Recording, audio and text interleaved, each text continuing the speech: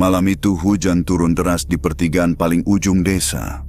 Warung pecel reyot milik Bu Sarti berdiri sendirian, diterangi lampu bohlam kuning yang berkelip seperti hampir padam.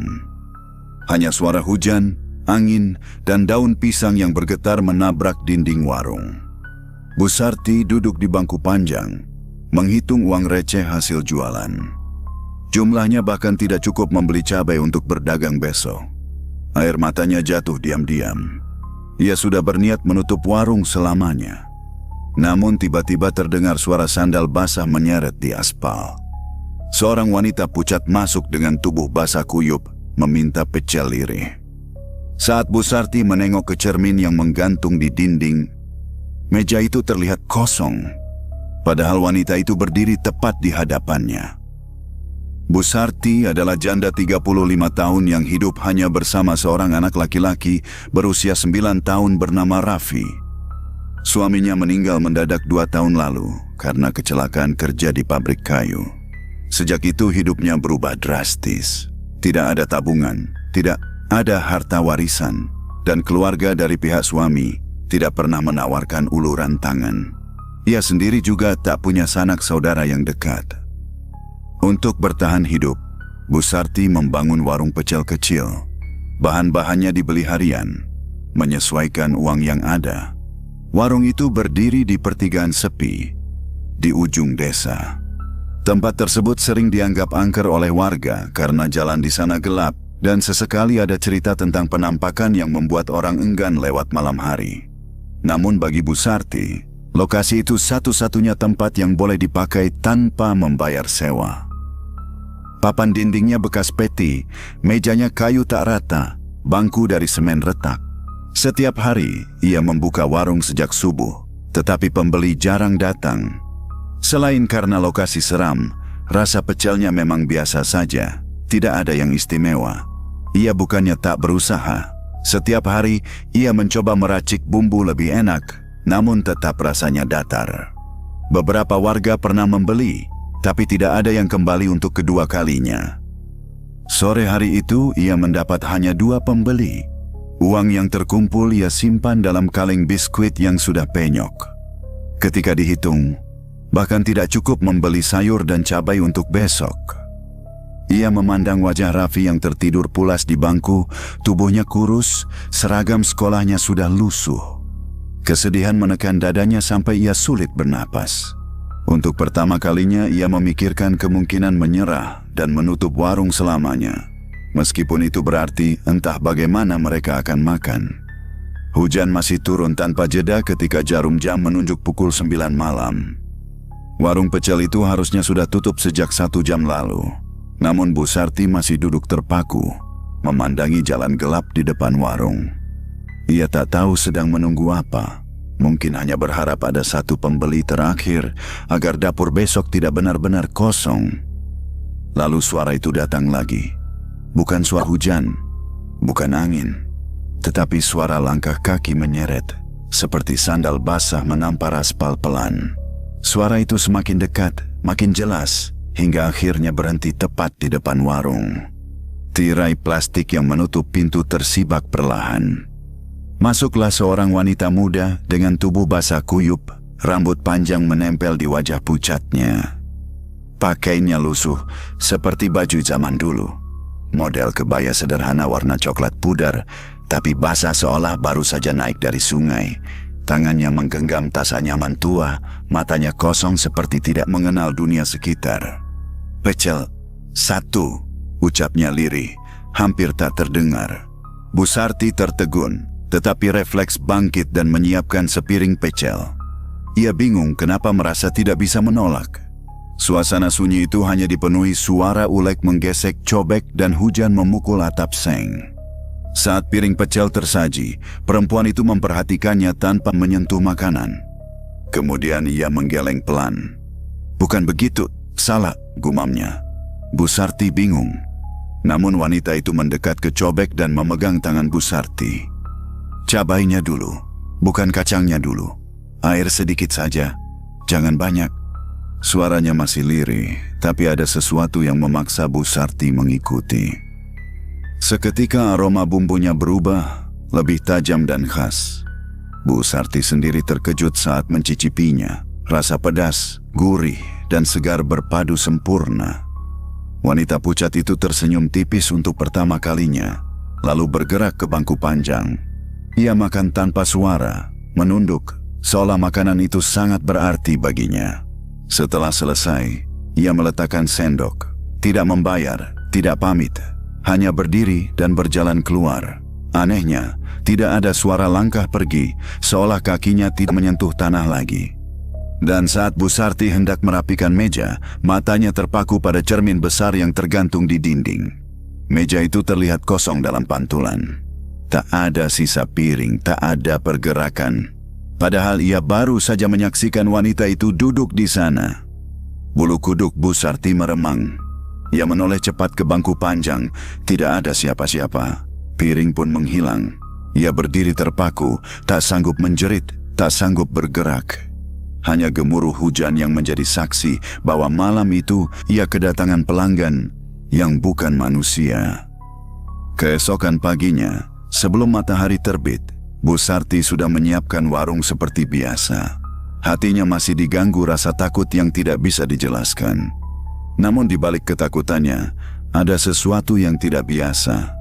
Ia masih mengingat cara mengulek bumbu yang diajarkan wanita pucat itu.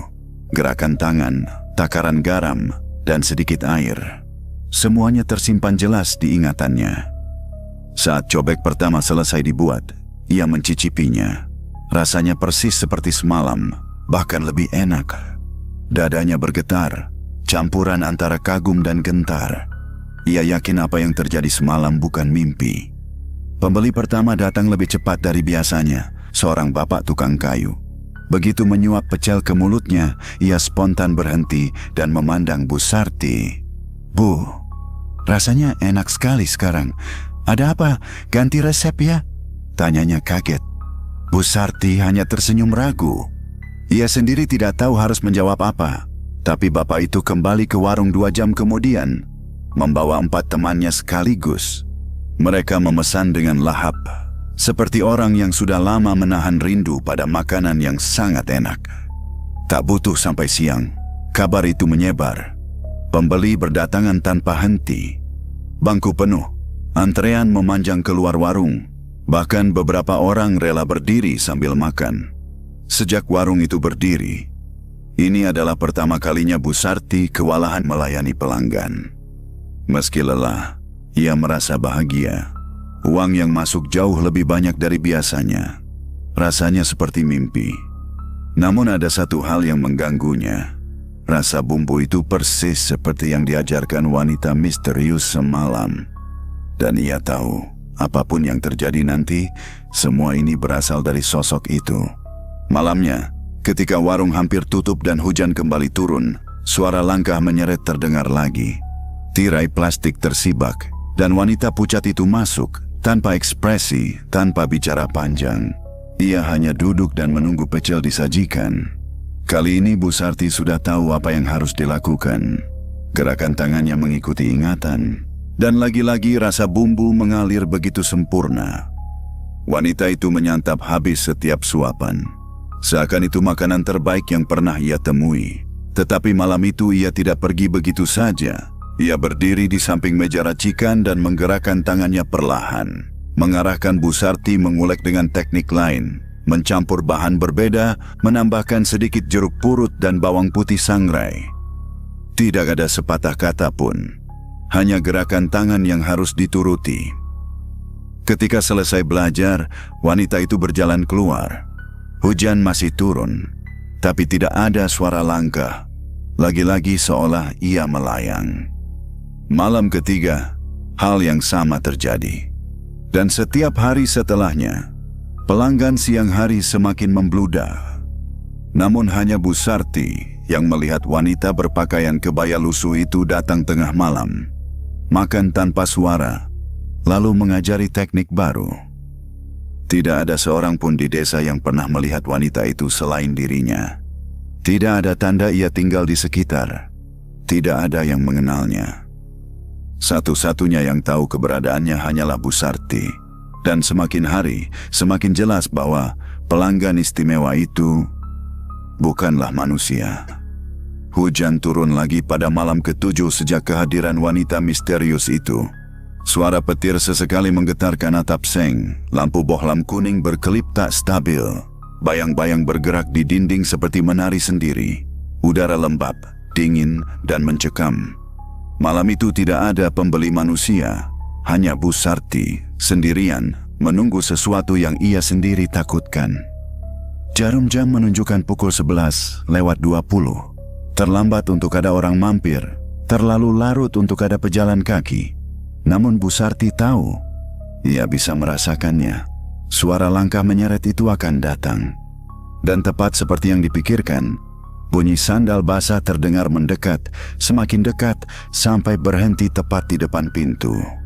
Tirai plastik bergerak perlahan, seperti didorong angin, padahal angin tidak bertiup sama sekali. Masuklah wanita pucat itu, namun malam ini berbeda. Air mengalir dari rambutnya seolah ia baru bangkit dari sungai. Kebayanya robek di bagian siku, dan di bahunya tampak seperti memar biru besar. Bukan sekadar pucat, tapi tampak seperti tubuh seseorang yang pernah mengalami peristiwa mengerikan. Wanita itu duduk di bangku yang sama. Ia menatap lama ke arah Bu Sarti, seolah menunggu sesuatu. Bu Sarti menggenggam cobek dengan tangan gemetar. "Ah, aku buatkan," ucapnya pelan. Namun wanita itu menggeleng pelan. "Lampunya akan padam, jangan takut." Sekejap setelah kata-kata itu terucap, listrik mati. Warung langsung gelap total. Hanya hujan dan petir terdengar. Bu Sarti menahan napas. Saat ia memejamkan mata ketakutan, tiba-tiba cahaya samar muncul dari arah meja racikan. Bukan api, bukan cahaya lampu, tetapi kilau kebiruan yang lembut, seperti cahaya rembulan terperangkap dalam kabut.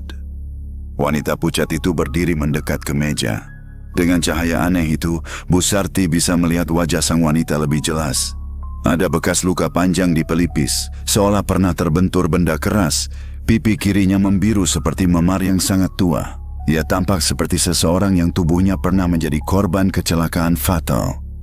Untuk pertama kalinya, wanita itu berbicara tanpa lirih. "Aku dulu seperti kamu." Bu Sarti terpaku. Seperti aku? Aku dulu penjual makanan. Aku memasak dengan hati, tapi aku gagal. Aku mati karena kecelakaan di pertigaan ini, tempat ini. Kata-kata itu membuat tubuh Bu Sarti dingin seperti es. Jantungnya seakan berhenti berdetak. Ia mencoba mundur, tapi lututnya lemas. "Aku tidak pernah menemukan jalan pulang. Tidak pernah bisa meninggalkan tempat ini. Tidak ada yang mau datang ke warungku dulu, sama seperti warungmu dulu. Mereka takut. Aku mati dengan perasaan gagal." Hening. Hanya suara hujan mengguncang atap seng. "Aku tidak ingin melihat seseorang bernasib sama," lanjut wanita itu. "Karena itu aku kembali, mengajarimu apa yang dulu tidak sempat aku sempurnakan." Bu Sarti mencoba bersuara, tapi suaranya patah-patah. "Kenapa? Aku?" Wanita itu memandangnya lama, seolah menilai isi hatinya. "Karena kamu tulus. Kamu memasak agar anakmu bisa makan. Kamu tidak pernah marah pada nasib. Kamu tidak iri pada orang lain. Kamu layak mendapat kesempatan." Ada jeda panjang sebelum wanita itu kembali bicara. Tapi semua rezeki ada syaratnya, sama seperti masakan. Rezeki pun bisa rusak jika dicampur dengan hati yang salah. Bu Sarti menggenggam dadanya. "Syarat apa?"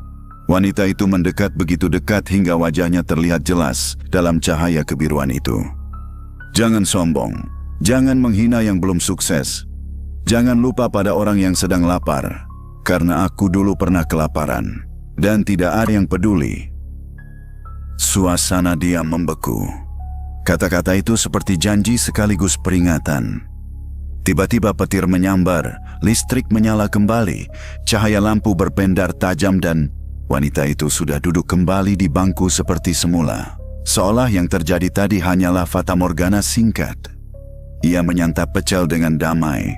Wajahnya kembali tenang dan cantik, tanpa memar, tanpa luka, tanpa darah. Seakan wujud buruknya hanya muncul saat ia butuh didengar. Setelah habis, ia berdiri. Kali ini, ia bicara terakhir kalinya sebelum pergi.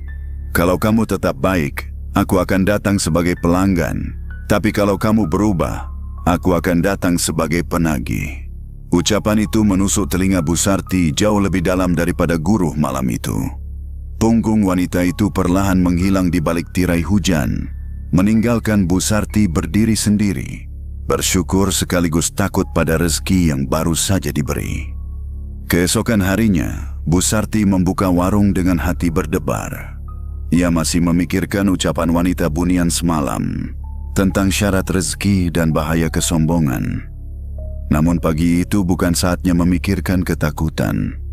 Pembeli sudah berdatangan bahkan sebelum ia menyalakan kompor.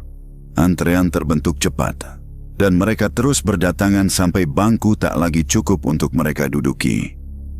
Beberapa pelanggan bahkan datang dari luar desa. Ada yang bilang mendengar rekomendasi dari tetangga. Ada yang mengaku tak sengaja mencium aroma pecel saat lewat. Ada juga yang hanya penasaran karena melihat kerumunan. "Bu, kok rasanya beda banget sekarang? Ini pecel terenak yang pernah saya makan seumur hidup," kata seorang ibu muda. "Astaga, sambalnya ini macam sambal leluhur," celetuk yang lain. Komentar-komentar begitu datang tanpa henti. Dalam beberapa jam, nasi, sayur, dan bumbu pecel hampir habis. Busarti kembali ke rumah untuk mengambil stok tambahan. Ia bahkan harus meminjam panci tetangga karena semua miliknya sudah dipakai. Hari berganti minggu, dan warung itu tidak pernah sepi. Apapun yang dikeluarkan dari dapur, habis tak bersisa. Andai dulu warung itu hanya tempat sunyi yang makan angin, kini menjadi pusat keramaian di desa. Jalan pertigaan itu yang dulu identik kesan angker kini berubah menjadi tempat favorit warga. Pada minggu kedua, seorang pelanggan kaya yang merupakan pemilik toko bangunan besar datang dan makan di sana. Setelah menyantap hidangan, ia memandang sekeliling warung yang tua dan reot. "Busarti, kalau saya bantu renovasi warung ini, mau?" tawar pria itu tiba-tiba. Busarti kaget sampai tak bisa segera menjawab. Saya tidak punya uang untuk membayar, Pak." "Saya tidak minta bayaran," jawab pria itu. "Anggap saja sedekah dari saya. Tapi jujur saja, saya ingin warung ini lebih nyaman. Pecel seenak ini pantas disajikan di tempat yang lebih layak." Seminggu kemudian, renovasi besar-besaran dilakukan. Dinding batu bata menggantikan papan reot. Lantai disemen rapi. Meja besar dan bangku baru tertata di dalam. Lampu baru dipasang, terang dan hangat. Tak ada satupun yang meminta imbalan dari Busarti. Semua dilakukan sebagai bentuk kekaguman terhadap rasanya pecelnya. Saat warung baru dibuka, pengunjung makin membeludak. Pelanggan harus antre sambil berdiri di luar. Beberapa warga merekam suasana itu dan mengunggahnya ke media sosial. Dalam hitungan hari, video itu viral. Warung pecel ujung desa, katanya rasa nendang sampai ke tulang belakang. Bumbu sambal paling enak se-Jawa Timur. Lainnya kayak ngantri sembako. Ribuan orang menyukai unggahan-unggahan itu. Word of mouth menyebar luas. Tidak lagi hanya warga desa yang datang, melainkan rombongan dari luar kota, Malang, Pasuruan, Probolinggo, bahkan dari Surabaya. Pendapatan meningkat drastis. Kalau dulu ia hanya menghitung receh dalam kaleng kecil, kini ia menghitung uang menggunakan laci kas khusus. Dari pecel yang awalnya tidak laku, kini menghasilkan uang yang tak pernah ia bayangkan dalam hidupnya. Raffi, yang dulu memakai seragam lusuh, kini bisa memakai seragam baru dan membawa bekal layak. Anak itu tampak lebih ceria, tubuhnya lebih berisi. Ia tidak lagi makan seadanya, tetapi menikmati menu terbaik setiap hari. Setiap kali ia pulang sekolah, ia memeluk ibunya kuat-kuat. "Bu, akhirnya kita tidak miskin lagi ya?" Pertanyaan itu menghantam hati Busarti dengan rasa haru mendalam. Untuk pertama kalinya dalam 2 tahun, ia merasakan hidup bukan lagi pertarungan menyakitkan untuk bertahan, melainkan perjalanan yang penuh harapan. Namun di balik semua keajaiban itu, ada satu hal yang tetap sama. Wanita pucat itu masih datang setiap malam. Setiap malam jam 11 lewat sedikit, langkah menyeret terdengar. Setiap malam ia duduk di bangku panjang yang sama. Setiap malam ia memakan pecel dengan tenang dan sesekali memberi aba-aba gerakan tangan untuk memandu teknik masak baru. Tidak pernah meminta imbalan, tidak pernah bertanya apapun, tidak pernah berbicara tentang rezeki lagi, seolah ia sudah percaya bahwa Bu Sarti memahaminya. Sesekali Bu Sarti ingin bertanya banyak hal. Siapa namanya? Apakah ia masih tersesat di dunia ini? Apakah ia bahagia? Namun ia tidak pernah berani. Sesuatu dalam dirinya tahu bahwa diam adalah bentuk rasa hormat. Hubungan mereka seperti kesepakatan tanpa suara. Ia memberi ilmu. Bu Sarti memberi tempat. Semakin hari, kesuksesan semakin besar. Tempat parkir ditambahkan di depan warung. Papan nama besar dipasang. Pecel semesta Bu Sarti rasa tidak boleh berdusta. Beberapa pedagang makanan lain bahkan mencoba meniru racikan sambal itu, tetapi tidak pernah berhasil. Dari janda miskin yang hampir menutup warung, Bu Sarti berubah menjadi tokoh inspiratif desa. Semua orang membicarakannya. Hampir setiap minggu ada surat permintaan liputan dari warga untuk portal berita lokal. Namun meski semua itu indah, satu hal tetap menjadi bayangan dalam pikirannya. Perkataan sang bunian di malam hujan itu. Kalau kamu tetap baik, aku akan datang sebagai pelanggan. Tapi kalau kamu berubah, aku akan datang sebagai penagih. Kalimat itu seperti gema tak terlihat, selalu mengikuti Bu Sarti kemanapun ia melangkah. Bukan ancaman, tapi pengingat. Selama ia bersyukur dan rendah hati, rezeki akan tetap menjadi cahaya, bukan kutukan. Pada titik ini, hidup Bu Sarti berada di puncak. Siapapun yang melihatnya akan berkata, ia sukses, ia bahagia, ia menang melawan nasib. Namun perjalanan hidup manusia tidak berhenti pada kejayaan. Kadang ujian terbesar bukanlah kemiskinan, melainkan ketika seseorang memiliki semua yang ia inginkan. Dan ujian yang paling sulit akan segera datang. 3 bulan berlalu sejak warung baru resmi dibuka. Nama Bu Sarti bukan hanya dikenal di desa, tetapi sudah dianggap legenda kuliner di wilayah sekitar. Setiap hari antrean mengular. Jalan desa harus dibantu diatur oleh para pemuda karena banyak kendaraan datang dari luar kota. Semua orang merasa bangga dengan kesuksesan itu. Namun perlahan, tanpa disadari, perubahan terjadi pada diri Bu Sarti. Awalnya kecil, ia lebih sering memakai pakaian baru dan make-up tebal. Ia mulai berbicara dengan nada tinggi kepada pegawainya. Ia tidak lagi duduk di dapur meracik bumbu, melainkan berdiri di kasir, memerintah sana-sini. "Kamu lambat sekali, pelanggan menunggu," omelnya pada salah satu pembantu warung. Kadang ia memarahi pembeli yang mengeluh kehabisan sambal, padahal dulu ia selalu meminta maaf dan menambahkan lauk tanpa biaya. Sekarang, setiap tambahan harga dihitung ketat. Senyum yang dulu membuat pelanggan nyaman perlahan hilang dari wajahnya. Kesibukan menutupi kerendahan hati yang dulu menjadi jati dirinya. Pada suatu siang, datanglah seorang nenek tua dengan pakaian kusam, membawa uang receh di genggaman. "Saya ingin beli pecel, Bu, tapi uang saya cuma 1.000. Bolehkah sedikit saja?" Dulu, tanpa diminta pun Bu Sarti pasti memberinya 1 porsi penuh. Namun kali ini, ia mendengus. "Bu, pecel saya bukan makanan gratis. Kalau uangnya tidak cukup, jangan makan di sini." Beberapa pelanggan yang mendengar itu saling pandang, wajah mereka berubah. Nenek tua itu menunduk lirih, meminta maaf, lalu pergi perlahan sambil mengusap air matanya dengan ujung jilbab. Suasana warung menjadi kaku, tapi Bu Sarti tidak memedulikannya. Dalam pikirannya, usaha besar perlu aturan tegas. Malam harinya, saat semua orang pulang dan warung mulai sepi, Bu Sarti duduk sendirian. Sudah lama ia tidak melihat wanita bunian datang. Mungkin ia sudah benar-benar pergi. Mungkin ia sudah tenang. Mungkin semuanya hanya kenangan aneh.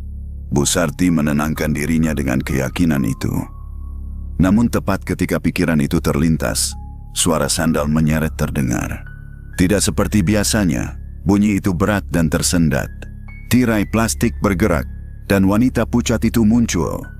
Tapi malam ini ia tidak tersenyum. Ia tidak duduk. Ia hanya berdiri menatap Bu Sarti dengan sorot mata tajam penuh kekecewaan. "Kau tidak makan?" tanya Bu Sarti mencoba tenang, meski jantungnya berdegup keras.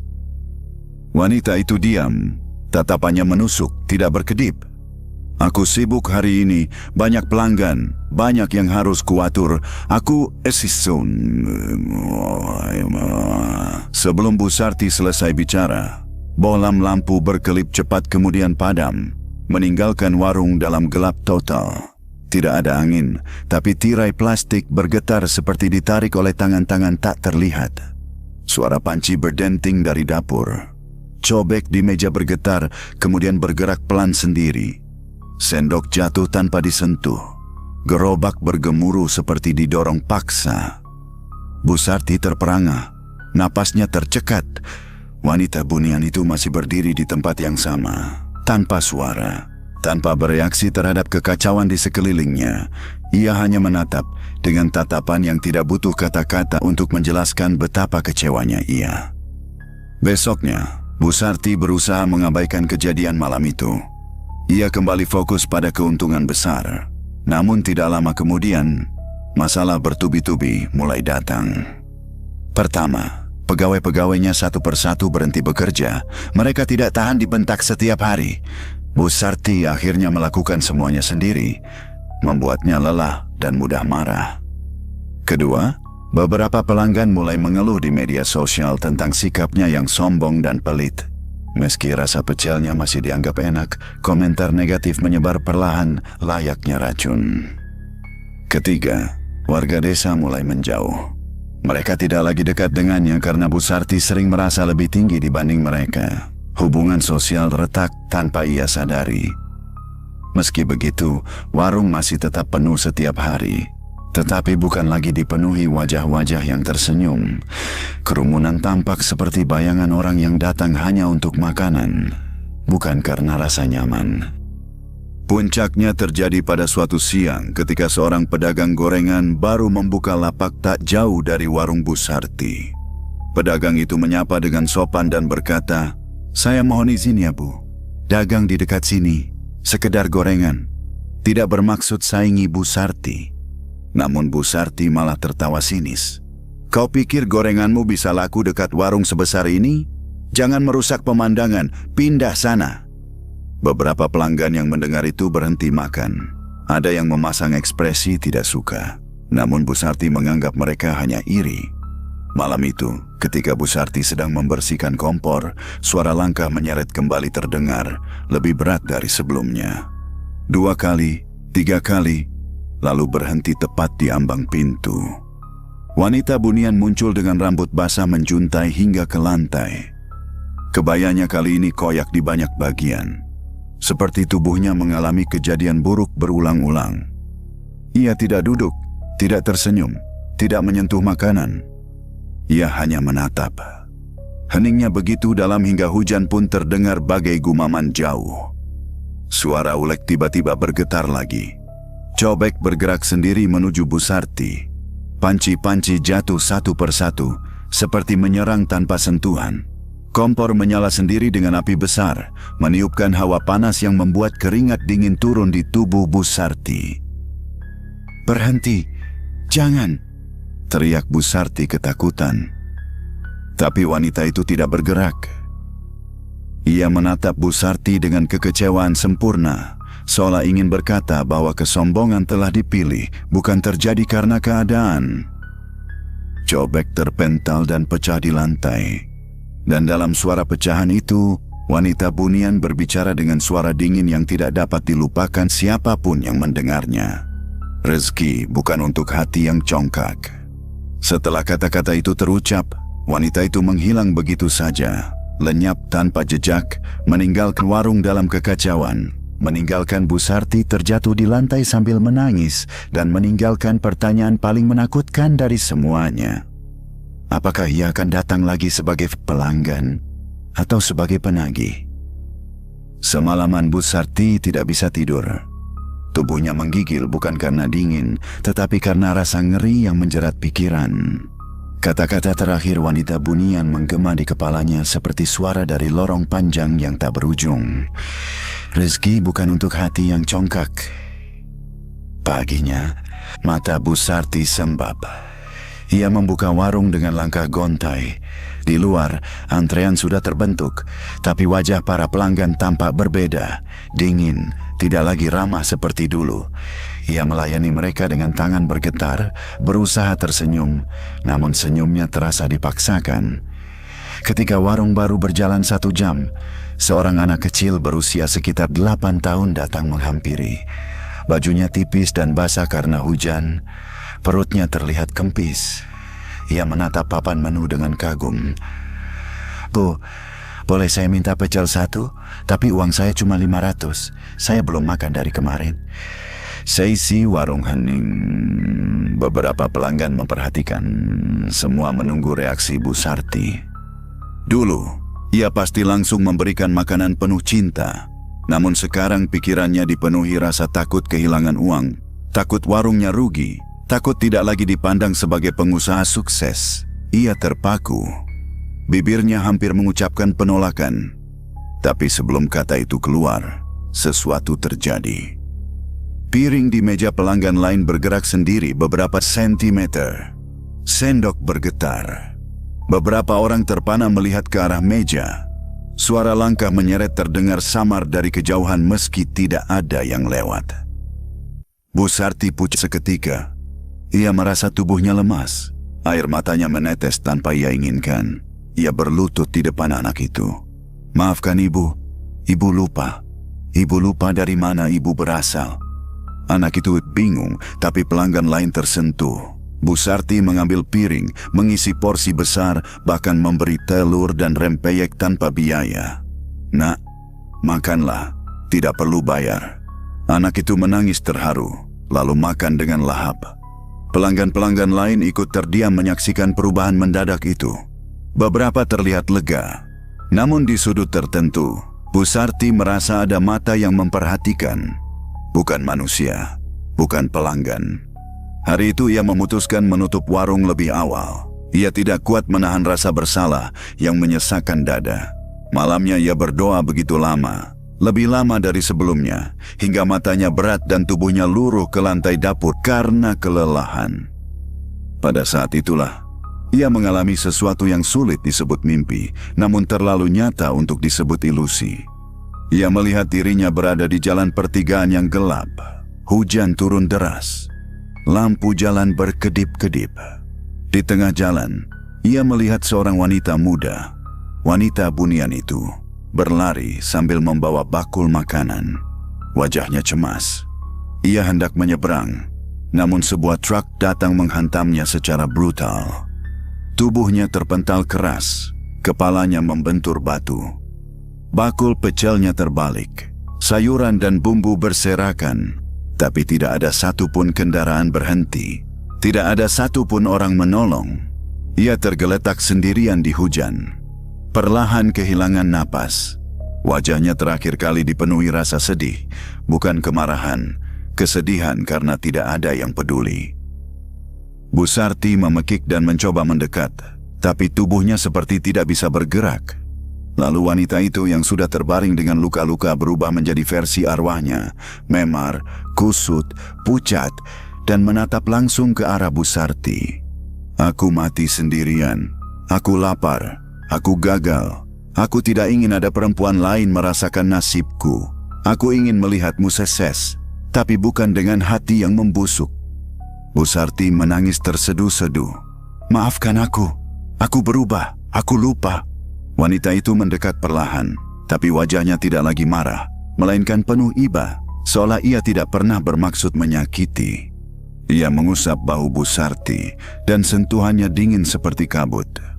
"Kau masih punya waktu, jangan biarkan rezeki menjadi kutukan." Cahaya biru lembut kembali muncul, seperti malam ketika identitasnya terungkap. Lalu semuanya gelap. Dan Bu Sarti tersentak bangun di lantai dapur dengan air mata mengalir deras. Tanpa berlama-lama, ia membuka jendela dan melihat dini hari mulai datang. Azan subuh berkumandang dari masjid. Ia merasakan ketenangan aneh dalam dadanya. Bukan ketakutan seperti malam sebelumnya, melainkan keinginan kuat untuk memperbaiki diri. Hari itu sebelum warung dibuka, Bu Sarti memanggil pegawai-pegawainya kembali. Ia meminta maaf, menangis, dan mencata memeluk setiap dari mereka. Beberapa menolak awalnya, tetapi akhirnya luluh melihat ketulusannya. Mereka kembali bekerja, tapi kali ini dengan rasa hormat, bukan ketakutan. Ketika warung mulai buka, ia mengumumkan kebijakan baru yang membuat banyak orang tercengang. Siapapun yang datang lapar, meski tidak punya uang, akan tetap makan di sini. Anak sekolah dapat diskon khusus setiap hari. Pedagang lain boleh berjualan dekat sini. Kita bukan pesaing, kita saudara. Awalnya banyak yang bingung, tapi perlahan senyum-senyum kembali tampak.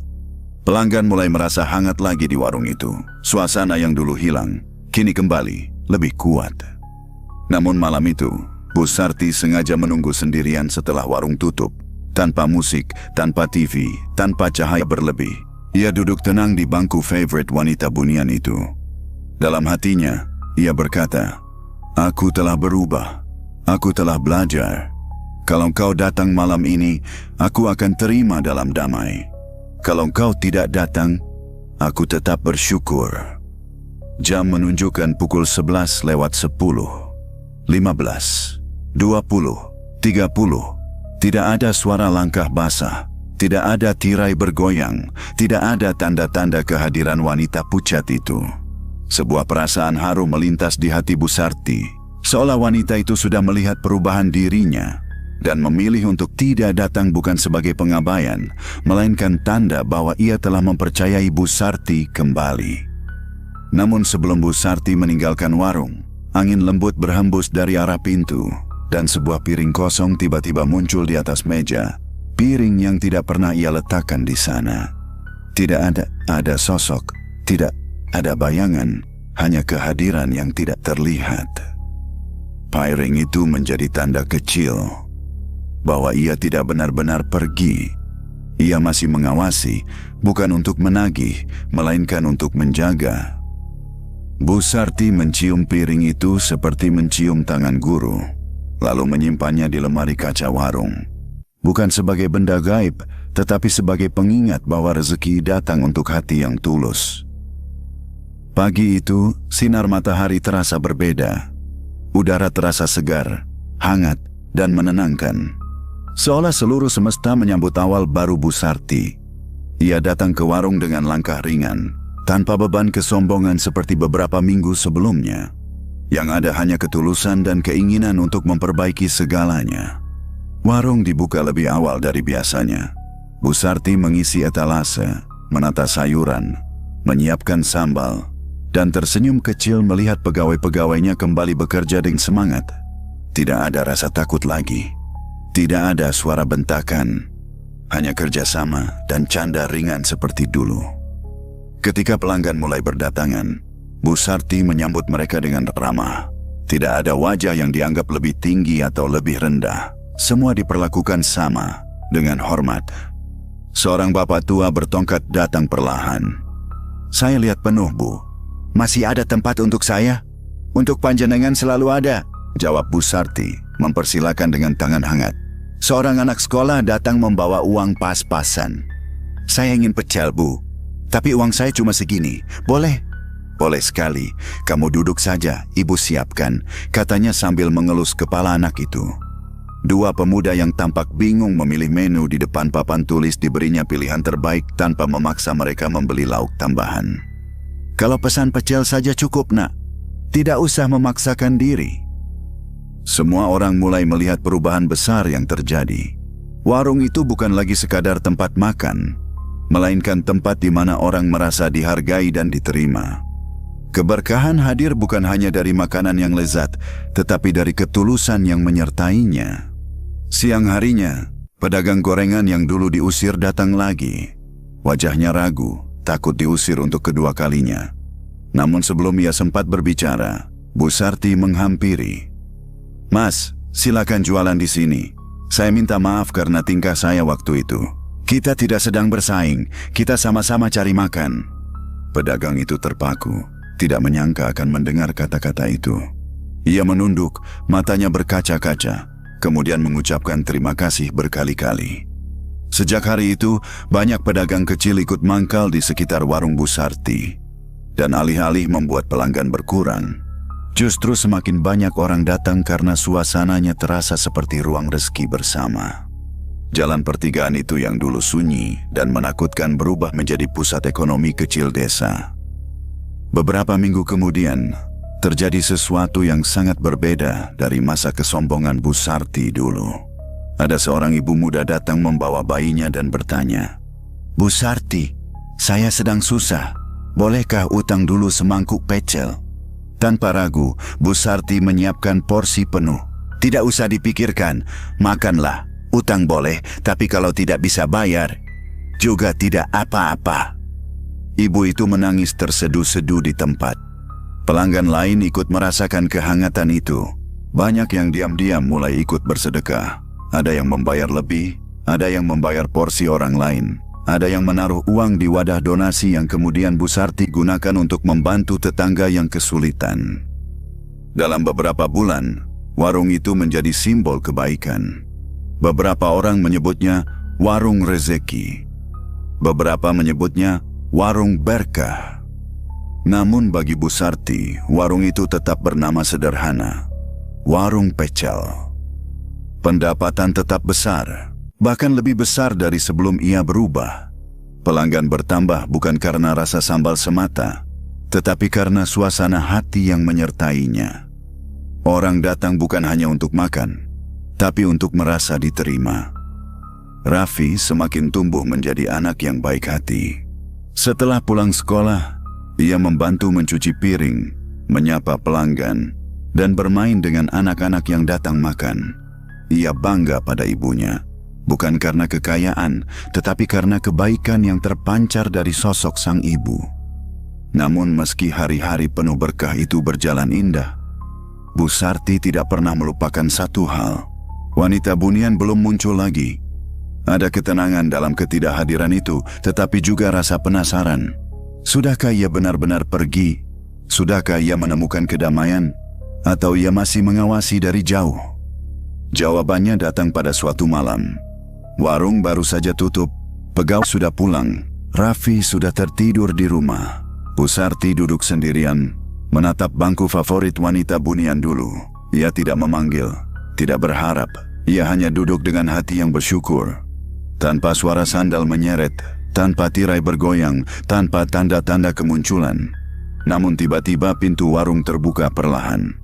Namun bukan dengan dramatis, bukan dengan hawa dingin yang menakutkan. Hanya seolah angin lembut menyibakannya. Wanita itu muncul, tapi bukan sosok pucat dengan kebaya lusuh di tubuh penuh memar. Kali ini ia tampak seperti wanita biasa, cantik, cerah, bersih. Kebayanya rapi, rambutnya tergerai indah, wajahnya tersenyum lembut. Tidak ada luka, tidak ada memar, tidak ada bayang-bayang rasa sakit. Cahaya wajahnya seperti seseorang yang sudah menemukan kedamaian lama yang hilang. Ia duduk di bangku yang sama, tanpa suara, tanpa tatapan tajam. Hanya senyum tulus, senyum penuh kasih. Bu Sarti menyajikan sepiring pecel tanpa diminta. Wanita itu makan dengan tenang, sama seperti dulu. Setelah selesai, ia mengangguk pelan sebagai bentuk terima kasih. Lalu ia bangkit perlahan dan berjalan ke arah pintu. Bu Sarti ingin mengucapkan sesuatu, apa saja. Tetapi suaranya terhenti di tenggorokan. Ia hanya bisa menatap wanita itu dengan mata berkaca-kaca. Sesampainya di pintu, wanita itu menoleh sekali lagi. Senyumnya kali ini lebih luas, seolah mengatakan bahwa tugasku sudah selesai. Tidak ada kata-kata, tidak ada suara. Ia berjalan menembus gelap, dan tubuhnya menghilang bersama udara malam. Tidak ada rasa ngeri, tidak ada ancaman, hanya kedamaian. Untuk pertama kalinya sejak kemunculannya, Bu Sarti tidak merasa takut, melainkan terharu dan bersyukur. Ia tahu Wanita itu bukan lagi arwah yang tersesat. Ia sudah menuju ketenangan. Tidak untuk menagih, tidak untuk mengawasi, tetapi untuk pamit. Malam itu Bu Sarti duduk lama di bangku itu, memeluk dirinya sendiri. Ia menangis, bukan karena takut, tetapi karena merasa diberi kesempatan kedua oleh kekuatan yang tidak pernah ia pahami sepenuhnya. Warung itu tetap menjadi warung pecel, tetapi kini ia menjadi rumah bagi kebaikan. Tempat di mana orang kaya dan miskin sama-sama manusia.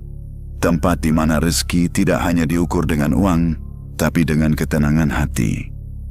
Dan dari jauh, di balik gelap jalan pertigaan ujung desa, seakan hanya pohon-pohon dan hujan yang tahu bahwa suatu kehidupan dari alam lain telah menyentuh dunia manusia. Demi memastikan satu kebaikan kecil tidak padam ditelan kesombongan. Beberapa tahun berlalu, warung pecel di pertigaan ujung desa kini telah menjadi ikon. Bukan hanya karena rasanya yang lezat, tetapi karena cerita di baliknya. Setiap orang yang datang merasakan sesuatu yang tidak bisa dijelaskan. Suasana hangat, tenang, seperti rumah. Orang-orang bilang, makan di warung itu membuat hati lega, seolah beban hidup ikut larut bersama bumbu pecel. Bu Sarti tidak pernah menolak siapapun.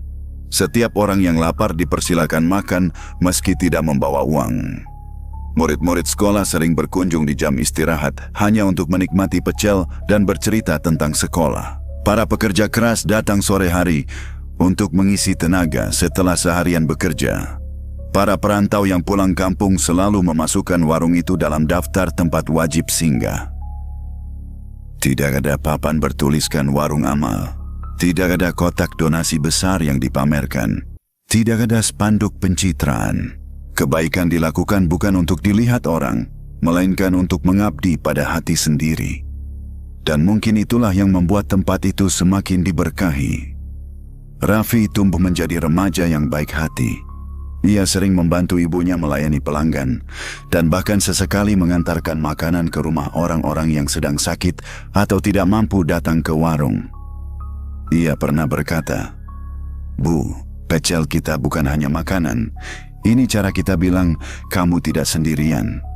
Kalimat itu melekat di hati Bu Sarti. Ia sadar anaknya tumbuh menjadi manusia yang ia harapkan. Bukan kaya materi, tapi kaya hati. Tetapi di balik semua kebahagiaan itu, Bu Sarti selalu menyimpan satu ingatan yang tidak pernah ia lupakan. Wanita Bunyan yang dulu mengubah takdirnya. Ia tidak pernah muncul lagi sejak malam terakhir itu. Tidak ada jejak. Tidak ada gangguan, tidak ada tanda-tanda gaib. Namun Bu Sarti tahu, di suatu tempat,